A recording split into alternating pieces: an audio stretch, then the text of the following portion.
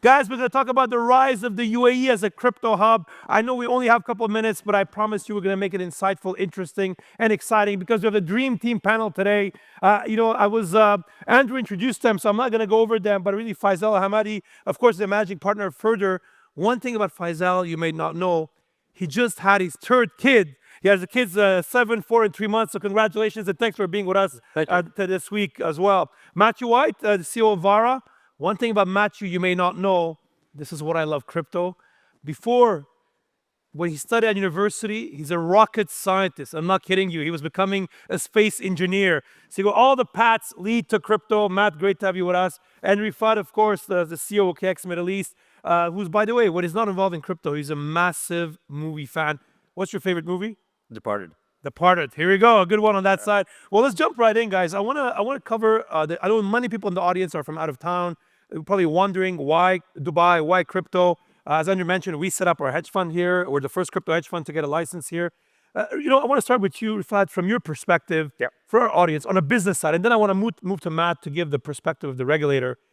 From a business perspective, why Dubai, and why should people in the room even consider the UAE as a hub to set up their crypto business?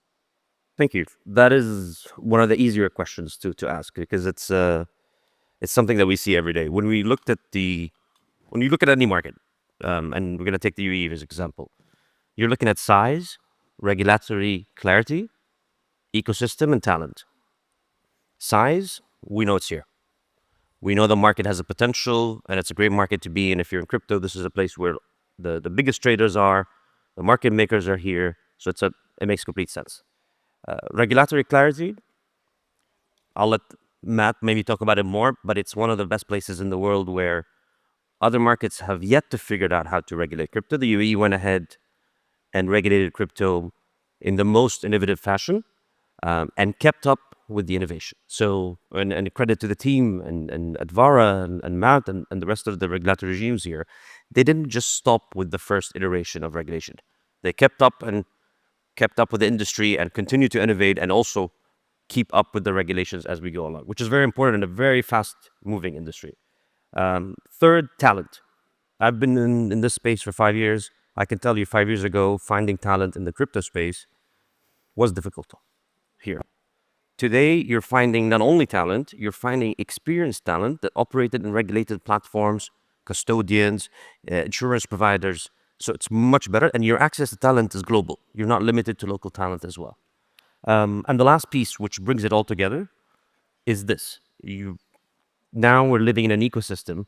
Your office is next to my office. Faisal has his own ecosystem in between Dubai and Abu Dhabi. But really, everyone is an hour away.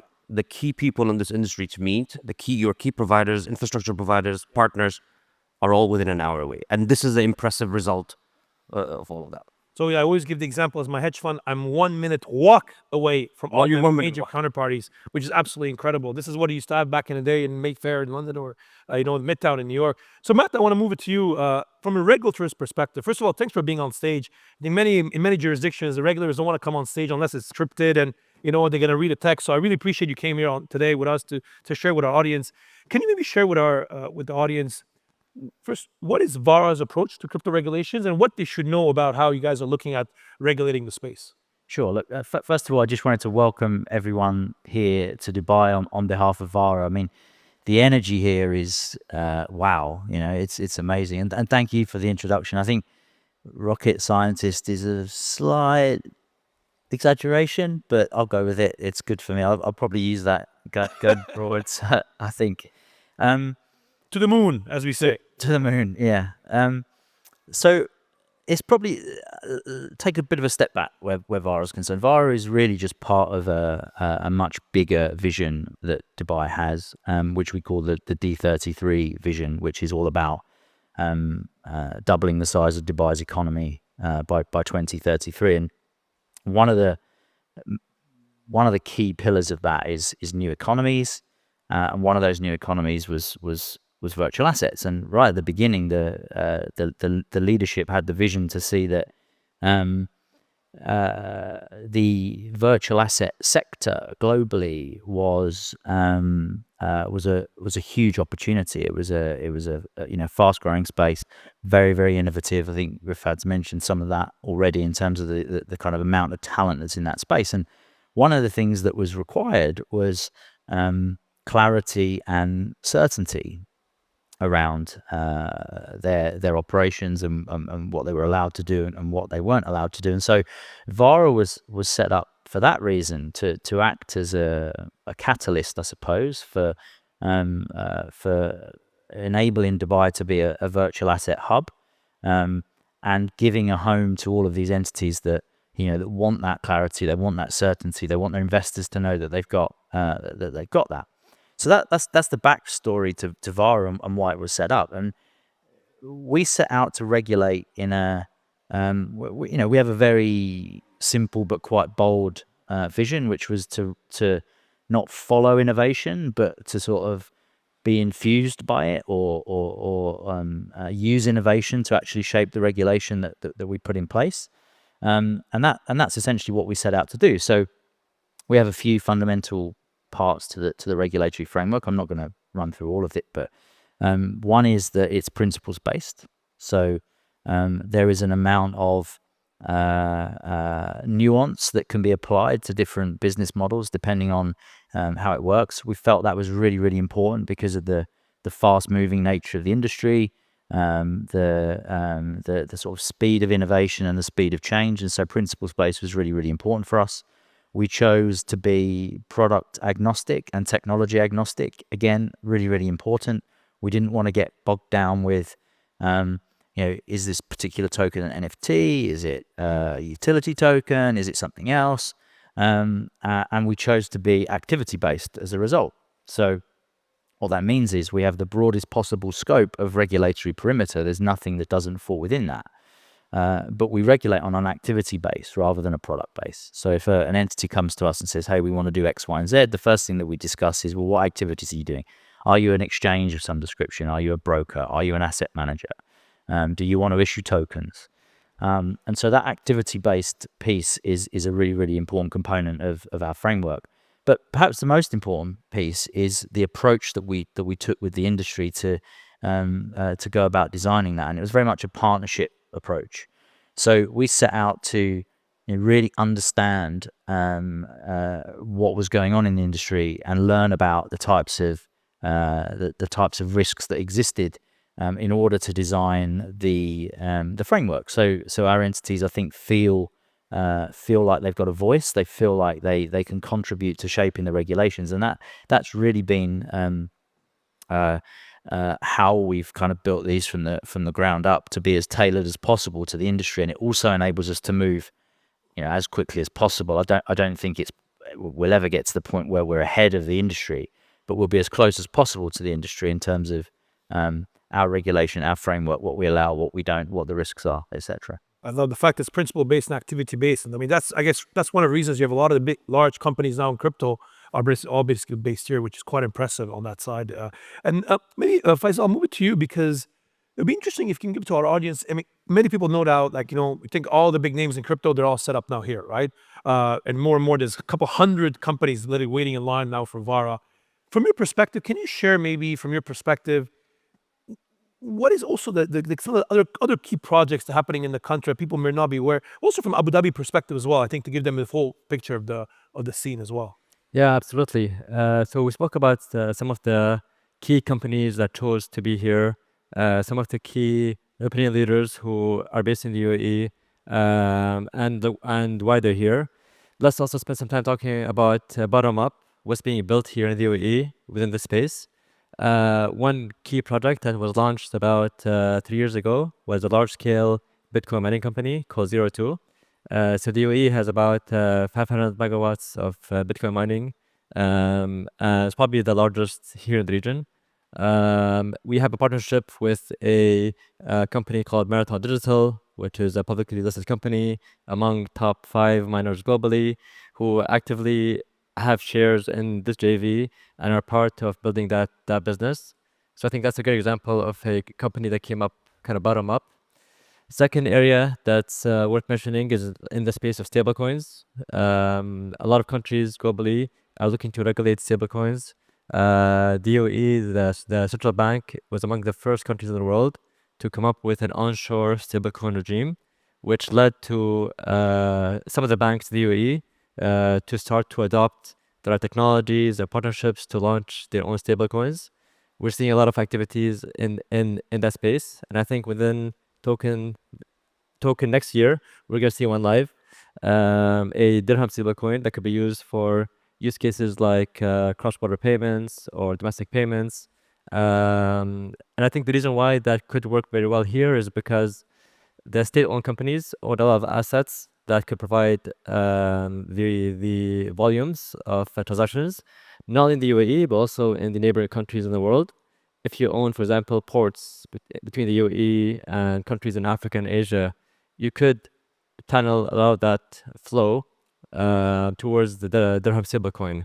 Yeah. And we see also a lot of commodity traders wanting to move to stable flows. Yeah. So I think actually for stable coins, we'll probably see all the banks here as well have stable coins by the end of by the end of the year.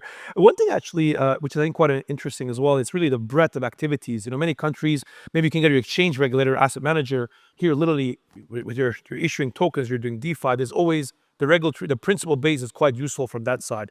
So obviously, we have all the big players here, a lot of things. I want to talk practically about some of the challenges as well, to be very objective, because UAE is great.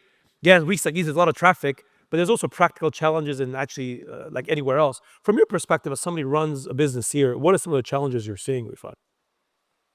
I'll classify both as a challenge and an opportunity. Yeah. I think it's being addressed at the moment, but probably could be addressed faster, which is we'd like to see innovation coming in this sector from the UAE. I think the first phase was a lot of global platforms like ours moved here, established, which is great. But your third-party vendors or partners are global or non-UAE companies. I think the startup scene in this industry is starting to flourish. And a lot of the good work, like what Faisal is doing and his team, is to start investing in founders in this ecosystem that can become successful companies in the crypto space. Yeah. So you should, like, your compliance provider should be a local company based out of here. Your trading solutions could be a company that comes out of here. And I'm not only saying like about people issuing tokens, more about the infrastructure that supports this industry. There's a lot of opportunity that can come out of here, and they can address a global market out of here. Yeah. So we see this. Insurance is another space. Custody is another space. It's great. We have the world's leading custodians, but you still can develop innovative wallet solutions, custody solutions as a founder from the UAE, because the formula is here. And I think everything that you need is here. The investors are here, the regulators are here, the major partners are here. Of course, yeah. So it's more about just encouraging more founders to set up in this space. Again, a lot of people are excited about, obviously, tokens and assets, but there's so much more behind the scenes of what we do, what you do, and what Faisal does to build and run this industry. And I think more founders in that space is a good challenge. Is a good challenge to try to address. Yeah. The other challenge is, to be frank, and everyone comes in and says, look, banking. I don't think banking is a challenge. I think it's a topic of the past. Yes, if you ask me 4 years, 5 years ago, I'd say banking is a challenge. But actually, and I'll say this proudly, through our regulatory license with VARA, we've managed to get the best banking solutions out there. Yeah. So it's not that it's a challenge. It's, I think, how to figure out how to go around banking. Yes, there could be more, I think, players providing in this space. Yeah. But I don't consider it the top challenge. For me, innovation and investment in this space is probably the next biggest opportunity, because we see it happening in other places around the world. It's interesting on the banking side. I mean, a lot of firms, and they're like, oh, we're not able to get a bank account. But I'm like, yeah, but you're running the business in a very crappy way. But if you get a license, you do the proper things, it gets easier on that side as well. But Faisal, I just with you on the specific point to mention, because I know you guys are doing quite interesting things on investing, and also you can share about the broader M&A activity and fundraising activity we're seeing in the region, to specifically to Rifad's point of how that's being developed as well. So given that a lot of the key decision makers are based here, spend a lot of time here, naturally this has become a hotbed for deal making. We know that some of the biggest transactions in crypto are being discussed or closed here. Even this week, some of the biggest deals are live, being negotiated. Last week, we have announced that Zodia has acquired one of our portfolio companies called Tungsten. And I think that's a great example of how a global player, backed by a global bank, Yep. has acquired a company that's been built in the UAE. Yep. And we think there'll be a lot more transactions coming to market. We think that the UAE is well positioned to get their people here to find scenarios where there's a win-win scenario with partnerships. And I think we'll see a lot more announcements coming in the coming years. Interesting. Matt, I want to move it to you. So obviously, I think objectively speaking, now VARA is the regulator with the most crypto expertise globally, hands down. Of course, the fact that you guys are specialized on this helps quite a bit. How do you see now globally, let's say firms come in, like let's say 5 years down the line, do you believe we'll start seeing some passporting or harmonization where like, firms that are operating here can actually start operating globally and other regulators will start recognizing each other in Yeah. a crypto perspective? Yeah, it's a good question, and I think look, so a lot of the conversations that we're starting to see now are really exciting around this. I think we've got to this inflection point globally where most jurisdictions have recognised that they need to provide some sort of clarity and regulation around these types of businesses and what they can and can't do, and really that final nail in the coffin, if you like, was the sort of US position on that's come about recently. So I'll answer your question in two parts. There's a local element to that, and there's a global element to that. So obviously locally, it's really important for the UAE to have clarity on its entities. Dubai regulates those entities in VARA regulates those entities in Dubai, but the Securities and Commodities Authority looks at the rest of the UAE. So one of the things that we did, or we worked really hard on to start with, is to make sure that clarity existed between the two. So what we did there was to sign an MOU with ESCA, which was completed fairly recently, which allows the certainty that an entity that is licensed by VARA in Dubai can service UAE clients. Right, there's no ambiguity around that now. That's really clear. It's great. And it was a really important sort of starting point for that. But in answer to your question about kind of passporting globally, I think we have to get there. We have to have these similar models that exist globally. So one of the things that we're doing at the moment is really just trying to reach out to global regulators to have those initial discussions. We're of the mindset that we will share whatever information that we can to help other regulators understand the risks first of all, and for them to set up their own regimes. What that will then allow us to do is to establish a number of kind of key bilateral relationships that we'll have in place, and eventually we'll get to the point, I think, where we'll have harmonization. Harmonization first, then maybe passporting coming out. Of course, yeah. But it's not just VARA driving this; the other regulators are driving this as well. So I'm quite excited about the conversations that we're having. I do think we'll get there. It's a matter of time. I think the catalysts are there to make that happen. How you guys seen in the crypto regulator circle? Do they see you as this crypto regulator, the weird one that is there just focusing on it, or like they taking your meetings? I presume. I think you'd have to ask them what they think. We are, we're really proud of what we do. We're really proud of the expertise that we've built. We've got a fantastic team. I think we've got some of the best talent, Of course, that exists in that space. We just want to be able to share that with the other regulators at the moment. They are receptive, absolutely. I think that's important. They are reaching out. They're receptive to us, and we'll share whatever we can. We'll help them to the extent we can, and hopefully we'll get to some sort of harmonization. If there's a one message to a lot of the VASPs in the room, and one thing you wish they would do that they're not doing now, when they're coming to VARA, when they're coming to Dubai, whether it's their applications or approach, like what's the one thing you wish people would do that they're not doing now? There's two, actually. I think one is to just know that VARA is an engaging regulator. So, we want to hear from you. We want feedback. Yeah.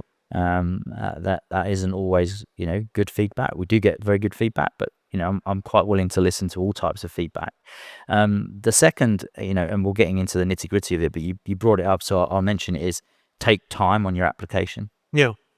I think that's the biggest challenge. I think at the moment is that there's a significant variation in quality of applications that we see. Yeah. And that is normally what slows the process down. Yeah. So quality is really, really important. We're not compromising on that. So please make sure that is up to standard. It's a very diplomatic way, but I can tell you as somebody who's not the regulator, if you think you're going to come to Dubai or the UAE and this is a easy Diet Coke thing, you're going to come and set up a business, honestly, we don't want you here. Go back, right? But if you want to come set up proper businesses, be regulated, be institutional, build proper businesses and build a finance to the future, we're interested. And this is how we're building the ecosystem, right? That's how. By the way, for maybe as a guide, because I know I'm getting asked this question 10 times a day now. I just put on my LinkedIn this morning a guide of crypto licensing in the UAE, VARA versus ADGM. So you have this information. Because I know everybody's asking that question as being here as well. So, but again, I think that's an important message of people doing it properly. This is not like a place you come and you set up and nobody asks questions, right? Like, unfortunately, there used to be often the perspective people had. Actually, that's a good point on misconception.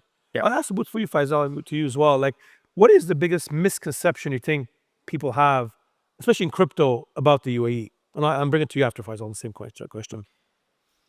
Maybe just not the UAE in general. I think it's a broader misconception that TradFi businesses do not want to get into crypto. I think that's changing dramatically in a very fast-paced way. Firms that have, I think this venue hosts another event in a couple of weeks at Dubai Financial Market Events. And a lot of the discussions there are happening about how do we enter crypto as a normal TradFi business, as a normal family office. We want to allocate some of our balance sheet to put it on digital assets. So that I wouldn't say was not happening 5 years ago, but it's now happening, and people are looking to exchanges and asking the right questions. Not just how do I onboard? What's your custody like? What are your trading platforms like? What is your on-chain analysis? What's your transaction monitoring? They're looking at these things from the outside, and so let me put it this way: the misconception that TradFi does not understand crypto. They do understand crypto, and they're trying to understand it more. And it's up to us to explain and showcase that this is actually, in my opinion, a better, more technologically savvy industry than the current TradFi system. So the bridge between the two is needed and has to come, and it's actually coming. We're working with partners, for example, to provide custody with Standard Chartered. That gives a business on the side more confidence to say, look, these guys are offering me solutions around custody, not just the normal custody solution. Because think of it this way: you're a TradFi business, you have your own internal audit teams, you have your own risk teams, you have your compliance teams. They're asking their business teams these questions, but now we can answer them, and we can answer them and say, look, we're regulated, we offer you the right products, the right solutions, and some transparency. So I think that misconception that there is a lot of people on the side, I think that's wrong. I think people are watching and figuring out when to enter in the right moment. In many countries, you're in the UK, it's good. There's not much pressure here. Regulators are way more knowledgeable than you on crypto, right? So as a financial institution, you have to be on top of it. Faisal, from your perspective, really on the misconception, you've seen many companies come here, pitch money, set up. What's the biggest misconception you think they have about our country? So I would like to double down on what you both said, where people think, this is a good place for short term, and not kind of thinking long term. But also, people don't understand at what pace are banks looking to evolve and adapt. And I think it's not only that, but also looking at the amount of investment firms, hedge funds, and crypto or not, who chose to be in Dubai or the UAE, which means that the demand side is also here. So if you have the right regulations, if you have the right participants in terms of demand, and the right capabilities from companies like OKX, then you have the full ingredients for success. So it's not just the retail the demand. It's not just the speculation. Yeah, it's actually real demand by real solutions that are being built here. And I encourage people to reach out to these players, because some of them call Dubai and the UAE their home, to learn more about what they're doing. And what you wish they would do more that they're not doing now? If there's one piece of advice for these firms coming to the UAE. Spend another week. So I know this week is intense. This week is so intense with activities where it's difficult to absorb and adapt. I remember by Tuesday night, I thought it was Thursday already. I was like, no, there's another 3 days to go for the week. So I think for people who do stay a bit longer to basically be able to absorb what they've learned and be able to engage with other players, we're always here to support and engage. Yeah. Matt, I want to move to you. Obviously, as VARA, I'm convinced other regulators now around the world or other jurisdictions are looking at the VARA model, saying, is this something we should explore as well? From your perspective, what was the most difficult thing when setting up a crypto regulator? Like, what is the biggest challenge as CEO of VARA you find on the daily? Oh, that's an easy question. Talent.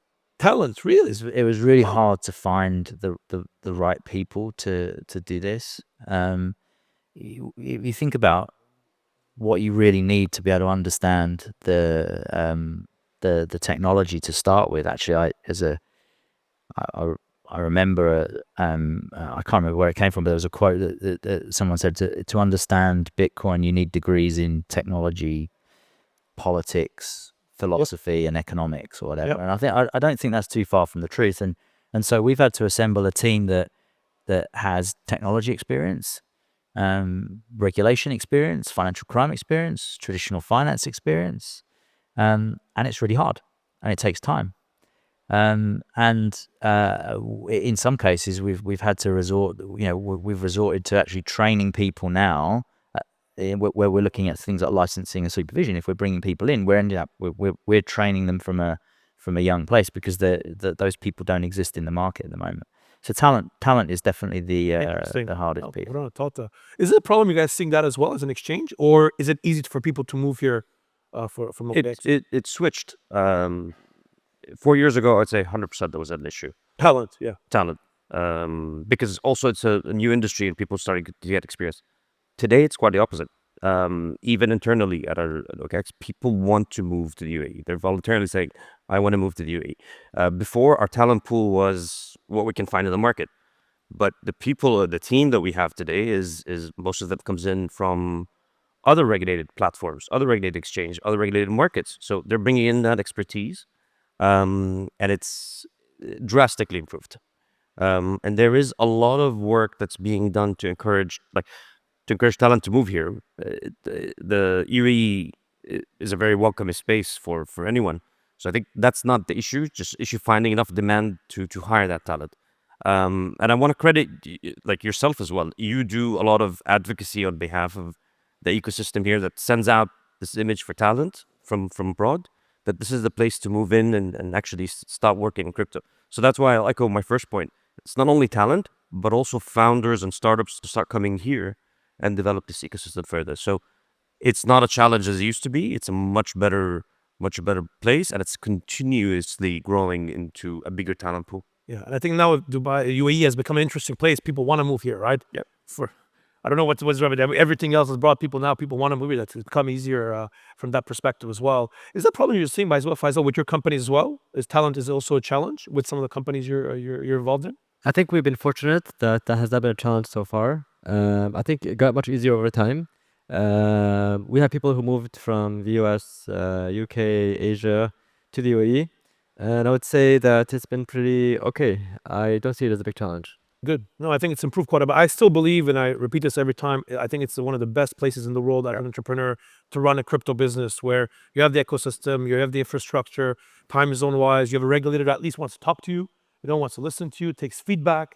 I moderate many regulators over the years, and rarely they want to come on stage like this and they're happy to be asked anything. They want to be scripted. I mean, kudos to VARA on that point, and ADGM does similar stuff. But really kudos on that side as well, Matt.